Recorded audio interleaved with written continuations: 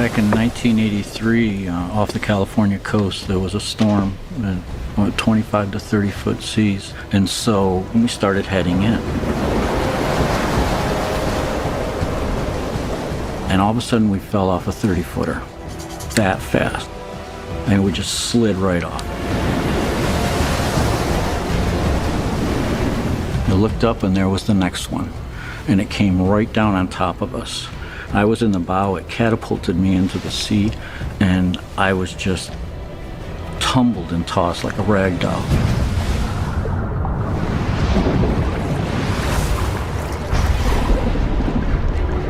You can only hold your breath so long. About how long were you in the water? Yeah, the crew that were looking for me said I was there from anywhere from 15 to 18 minutes under the water. 15 to 18 minutes. Yeah. So you're 15 to 18 minutes without a breath of air. Right. You may be wondering what a video entitled Jesus in India has to do with near-death experiences. When the topic of Jesus traveling to India comes up, it's almost entirely about his travels in his youth before starting his ministry. But what if his travels took place later on, after the attempted crucifixion? What was his true mission? Did Jesus preach that he was the literal Son of God? When you look past erroneous Pauline beliefs, you begin to establish who Jesus of Nazareth really was. As Jesus stated, "A prophet is not without honor except in his own country." A prophet of God, a humble man who was persecuted by his own people and ultimately handed down the punishment of crucifixion. In 1899, Hazrat Mirza Ghulam Ahmed, an individual who claimed to be the awaited latter-day Messiah, wrote a book entitled Jesus in India. It detailed Jesus' survival from the cross and the latter part of his life. Hazrat Mirza Ghulam Ahmed wrote that Jesus was in a coma on the cross, having suffered a near-death experience. Having survived the crucifixion, he was taken down, unconscious, from the cross after only a few hours, with the help of Joseph of Arimathea and Nicodemus, who applied an ointment, a mixture of aloe and myrrh, on his body to heal his wounds. Jesus fully recovered in the tomb. This solidifies the prophetic sign Jesus gave prior to the crucifixion. A wicked and adulterous generation demands a sign, but none will be given it except the sign of the prophet Jonah. For as Jonah was 3 days and 3 nights in the belly of the great fish, so the Son of Man will be 3 days and 3 nights in the heart of the earth. In regards to this prophecy, Hazrat Mirza Ghulam Ahmed wrote, "It is obvious that Jonah did not die in the belly of the whale. All that happened was that he went into a swoon or a coma. The holy books of God bear witness that Jonah, by the grace of God, remained in the belly of the whale alive, came out alive, and his people ultimately accepted him. If then Jesus had died in the belly of the whale, what resemblance could there be between the dead and the living, and vice versa? After leaving his tomb fully conscious and healed from his wounds, Jesus met his disciples, who, thinking he was a ghost, were shocked to see him standing before them. He showed them his healed wounds from which they could see nails had been driven through. Around 40 days later, according to Christian beliefs, Jesus ascended to heaven. If Jesus did not die on the cross, though, he was never resurrected, nor did he ascend to heaven. So what happened to Jesus if he survived? According to the Bible, the Hebrew tribes were named after the sons or grandsons of Jacob, whose title was Israel, which means the soldier of God. Isra means soldier and Il means God. So the Hebrew people came to be known as Israelites, the children of Israel. Jacob's first wife, Leah, bore 6 sons: Reuben, Simeon, Levi, Judah, Issachar, and Zebulun. Each son was the father of a tribe and received tribal land of their own, except Levi. Levi's descendants, who were priests and temple functionaries, were dispersed amongst other tribes and received no land of their own. Prophets Moses and Aaron were also among the descendants of Levi. Two other tribes, Gad and Asher, were named after sons born to Jacob and Zilpah, Leah's maidservant. Two additional tribes, Dan and Naphtali, were named after sons of Jacob born to Bilhah, the maidservant of Rachel, Jacob's second wife. Rachel bore him two sons, Joseph and Benjamin. The tribe of Benjamin provided Israel with its first king, Saul, and was later assimilated into the tribe of Judah. While no tribe bore the name of Joseph, two tribes were named after his sons, Manasseh and Ephraim. After the exodus from Egypt, 10 tribes under the leadership of Joshua took possession of Canaan, the Promised Land. This land was divided amongst the 12 tribes. King Saul governed them for some time, and then was succeeded by King David, who established the capital at Jerusalem. King David was followed by his son Solomon, who built the famous temple dedicated to Yahweh, and around 930 BC the kingdom eventually split into two. Judah and Benjamin occupied the south, while the remaining 10 tribes occupied the north and east bank of Jordan. And in history they eventually became known as the 10 lost tribes of Israel. The Bible refers to these tribes as the lost sheep of Israel. The kingdom of Judah and the kingdom of Israel were hostile towards each other. Following the conquest of the northern kingdom 721 BC, it fell under the Assyrians, and per Assyrian custom, they began to transport the conquered people, the tribes of Israel, to other parts of the Syrian Empire. A century and a half later, Nebuchadnezzar of Babylonia took over and destroyed the temple and Jerusalem. Then Cyrus captured Babylon, and he issued a proclamation which allowed the Jews to return to Jerusalem. But only a small number of them went back, and most never returned to their own country, but rather they journeyed further east. The 10 tribes were gradually assimilated by other people, and thus disappeared from history. Nevertheless, a belief persisted that one day these lost tribes would be found. In the time of Jesus, only 2 of the tribes were in the region where he preached. The 2nd century historian Josephus wrote in his book Antiquities of the Jews that the 10 tribes were beyond Euphrates in his time, east of present-day Iraq, and in the Persian Empire, which extended into India. The mission of Jesus was to reach out to the lost tribes or sheep of Israel, as stated in Matthew 15:24. It was thus imperative for him to migrate to the east. One of the major caravan routes out of Palestine was through Galilee, where Jesus visited his disciples in hiding, to Syria through the Fertile Crescent and to the east. His first stop was Damascus, and it is evident that it was on the road to Damascus that Jesus confronted Saul of Tarsus, a prominent persecutor of Christians, who later became the Apostle Paul. In the book Jesus in India, Hazrat Mirza Ghulam Ahmed says that starting his journey from Jerusalem and passing through Nasibas and Iran, Jesus is shown to have reached Afghanistan, where he met the Jews who had settled after their escape from the bonds of Nebuchadnezzar.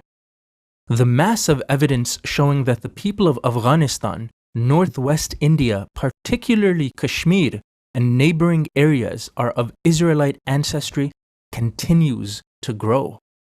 Their physical features, their language, folklore, their customs, their festivals, all attest to their Israelite heritage.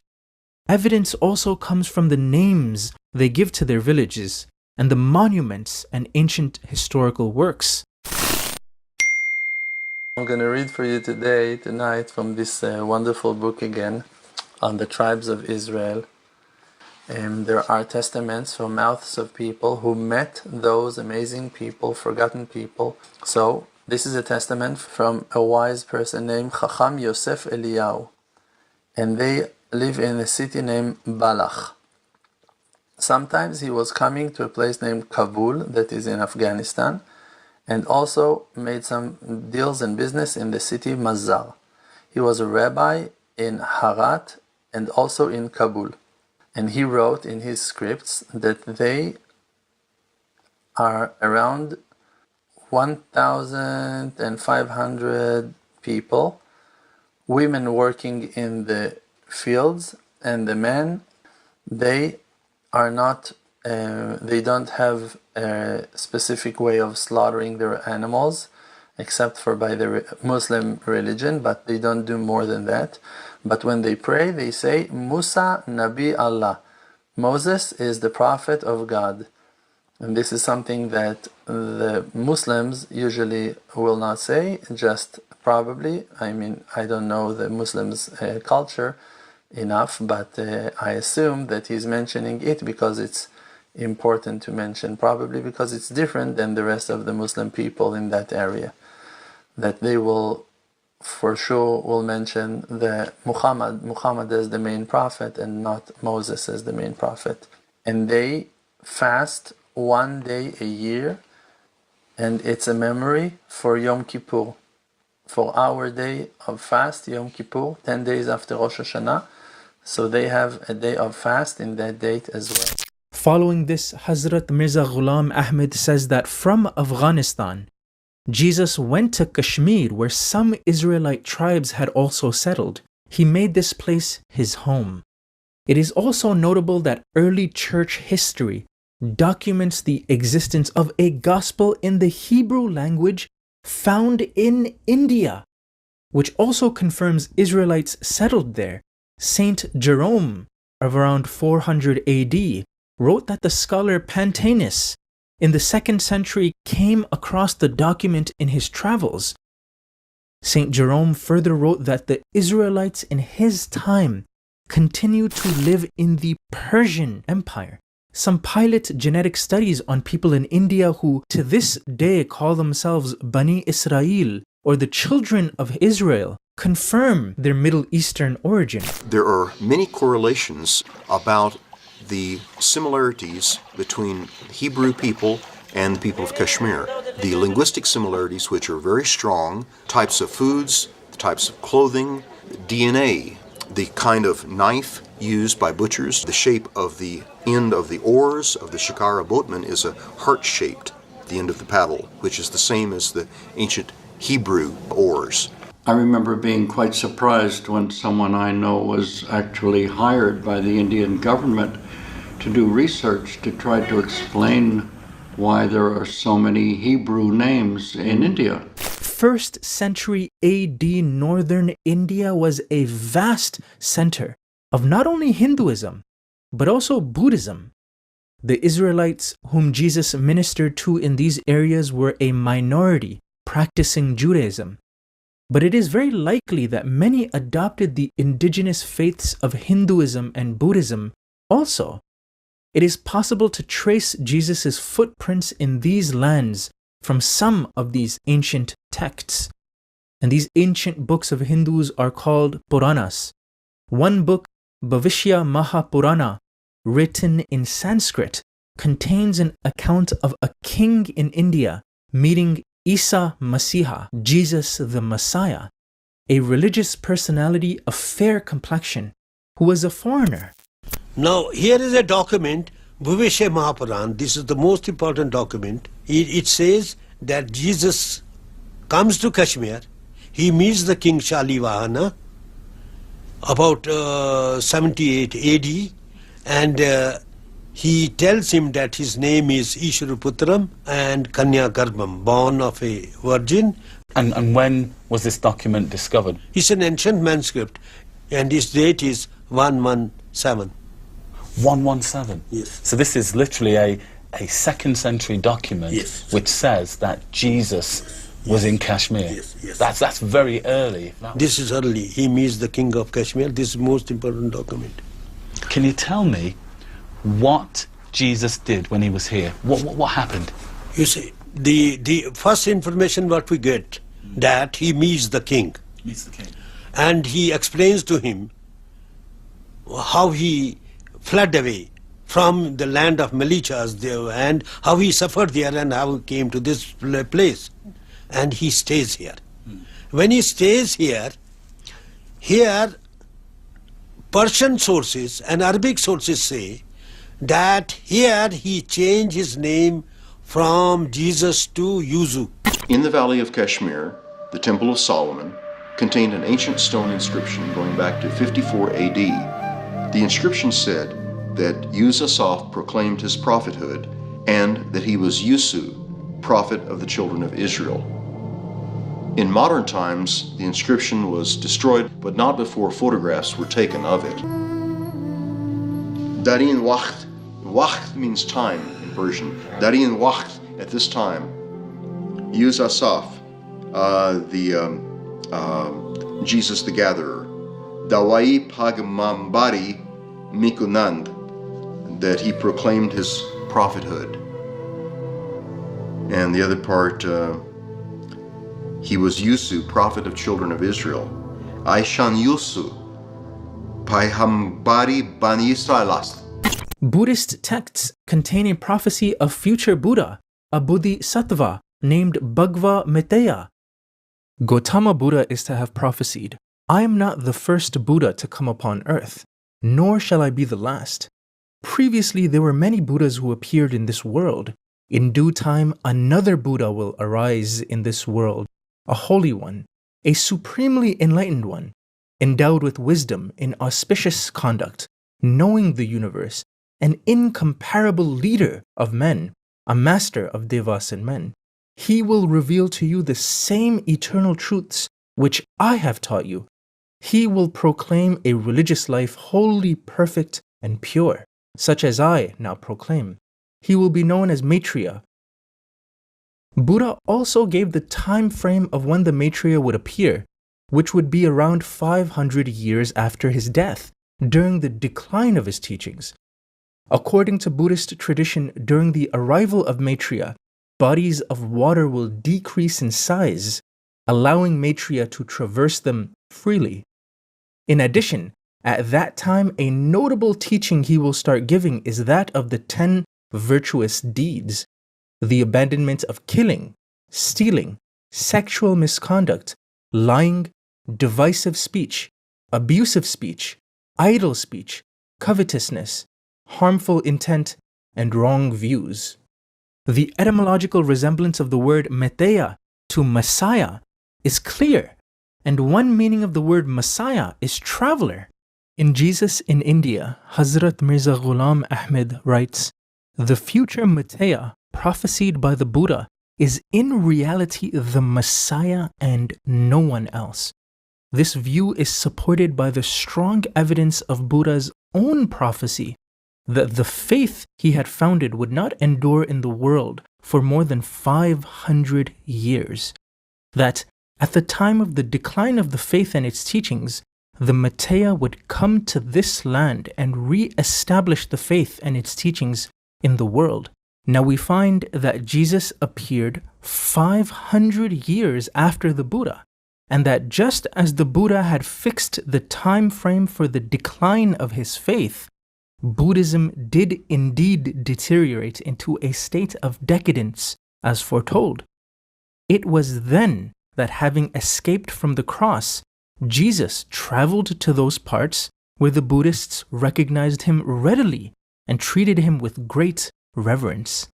As the sun of Christianity did rise in India with Jesus' personal advent in the area, many teachings of Jesus became interwoven with Gautama Buddha's teachings. Even certain parables as recorded in the New Testament became attributed to Buddha, such as the parable of the sower, which is found in Buddhist texts. Jesus found acceptance in the lands of the lost tribes and completed his mission by traveling eastward to these ancient Israelite communities. One objection is, if Jesus spent most of his life in India, why is that part of his life so unknown and forgotten.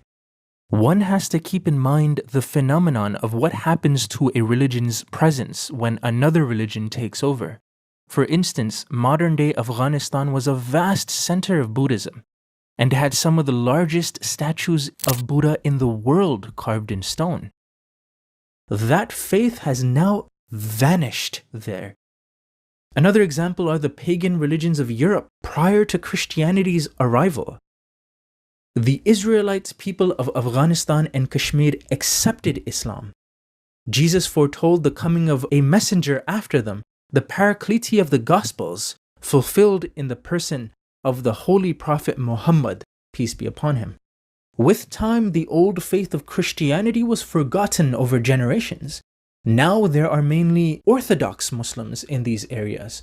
However, remnants of the followers of Jesus still exist in the vicinity of Herat, Afghanistan. The British scholar O.M. Burke, in his book Among the Dervishes, has described these people. Though they are now Muslims, they did not forget their Christian legacy. They have a special attachment to Jesus and refer to him as Yuz Asaf the Kashmiri, who came to preach to them. The Prophet Yuz Asaf came to Kashmir from the west, the Holy Land, around the 1st century AD. It is also where he died and lies buried in Srinagar, Kashmir. The burial place of Jesus in Kashmir is known to the locals as Rozabal, meaning the honored tomb. It is known as the tomb of Yuz Asaf, which may be of Buddhist derivation or possibly from Yusu or Yehoshua, Jesus the Gatherer. The term would thus mean a Buddha who rallied people or gathered the flock of the true faith. Local tradition states that the entombed was a prophet of Ahle Kitab, or the people of the book. The tomb is Jewish, as attested by the direction that the grave is lying. Next to the grave is a footprint engraved in stone, an artistic rendition of the wounds of crucifixion. The inhabitant of that tomb is Yus Asaf, is the name given to us.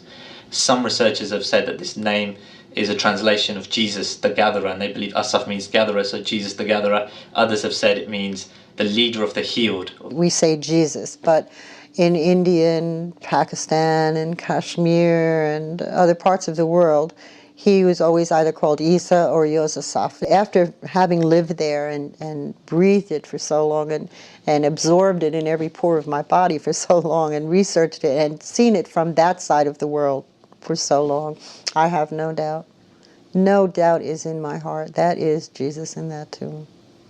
The tomb of Yusuf is hundreds of years older than the beginning of Islam. In the Muslim tradition, an enclosure building is never built around a tomb. But this tomb of Yusuf has an enclosure building around the sarcophagus, around the grave, and that is an ancient building. One of the significant aspects of the tomb of Yusuf, there is a carving of 2 stone feet. The stone feet have strange marks, as though at the time of the burial, the artist was trying to show that that individual had undergone a crucifixion, and to preserve that knowledge in stone. And of course, the Muslim caretakers now keep it covered over with a cloth because they do not want attention to be drawn to that fact. It took me personally about 20 years before I could change my thinking and not be threatened by the possibility that Jesus may have lived through the crucifixion and recovered his health and lived a long life. But I do not think it is heresy asking the questions and seeing where the evidence leads. From Jesus' deliverance from death on the cross to his subsequent journey to India and ultimately his passing there, one question arises. What happened to the prophecies of his second coming? Hazrat Mirza Ghulam Ahmed, author of Jesus in India, claimed to be that latter-day promised Messiah as prophesied in all major religions. Under divine guidance, he started the Ahmadiyya Muslim Community in 1889. The community has now spread to 200 nations around the world with tens of millions of followers. This community, which is a revival movement of Islam, has a leadership or a caliphate which was established shortly after the demise of the founder. The current divinely appointed leader is Hazrat Mirza Masroor Ahmed. And as stated by Hazrat Mirza Ghulam Ahmed, this sect of Islam has come into being for the spread of peace and harmony. To learn more about the Ahmadiyya Muslim community, please visit alislam.org. Check the links in the description below.